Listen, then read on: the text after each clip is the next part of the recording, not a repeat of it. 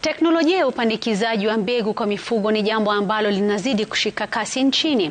Kwa kutumia mbinu hiyo, wafugaji wanaongeza maradufu uzalishaji, kupunguza gharama na kuboresha ubora wa nyama.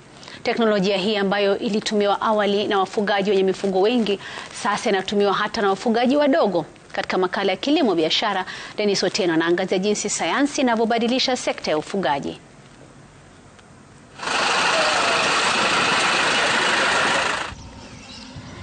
Katika shamba hili lililoko Limuru, kaunti ya Kiambu, uzalishaji haufanywi kwa kubahatisha. Badala ya kufuga ndume shambani, mfugaji huchunguza kwa makini dalili za joto. Dalili zikithibitishwa, upandikizaji wa mbegu hufanyika kwa kutumia mbegu zilizochaguliwa kwa makini. So artificial insemination ilitusaidia kupata access kwa quality genetics kutoka nchi za nje, na hizi genetics ndio zile zinafanya tuzalishe nguruwe wengi, tuwe na nguruwe zile zinakuwa haraka in terms of weight, na pia quality ya nyama ile inatoka kwa nguruwe yenyewe ni mzuri sana. Yes. Zamani, mbinu za kienyeji zilikuwa na wastani wa uzalishaji wa kiwango kidogo. Unapata nguruwe ikikuzalia inazaa watoto 8, 5, ya hiyo ndio lita moja, ikizaa imepatia watoto 8 imemaliza. Hii pande ya artificial insemination tuko na nguruwe inakupatia watoto hadi 14 wakati mmoja, na inazaa mara 2 kwa mwaka, ya.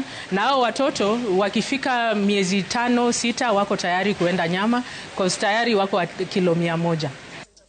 Hii ina maana kuwa jike mmoja anaweza kuzaa hadi watoto 28 kwa mwaka na kuongeza mapato kwa kiasi kikubwa. Wafugaji pia wanachagua vinasaba vyenye uwezo wa kustahimili magonjwa. Genetics zile tunatafuta pia ni tunasema disease resistant, yeah. So pahali zimetoka wamechagua in such a way that ziko na resistance, hata zikikuja kwa environment ile kuna ugonjwa, mwili inaweza pigana yenyewe zisikue wagonjwa. So pia magonjwa imerudi chini, na hata ukiwa na nguruwe ile kwa bahati mbaya itakuwa mgonjwa, ukitibu inapona. Mbali na kuongeza uzalishaji, teknolojia hii inawapunguzia gharama wafugaji. Tunaona ukitumia AI hauhitaji kuwa na ndume kwa shamba yako. So hiyo inamaanisha chakula ile angekuwa akikula, accommodation, nyumba ile angekuwa naishi, si lazima uwe nayo. So hiyo imekusave cost tayari. Katika sekta ambayo faida yake ni finyu, kuongeza uzalishaji kwa kila nguruwe kuna umuhimu mkubwa. Na kwa wafugaji wengi, upandikizaji wa mbegu unazidi kuwa suluhisho kuu linalojumuisha sayansi na ufugaji wa kisasa ili kuboresha mapato. Dennis Otieno, Runinga ya Citizen.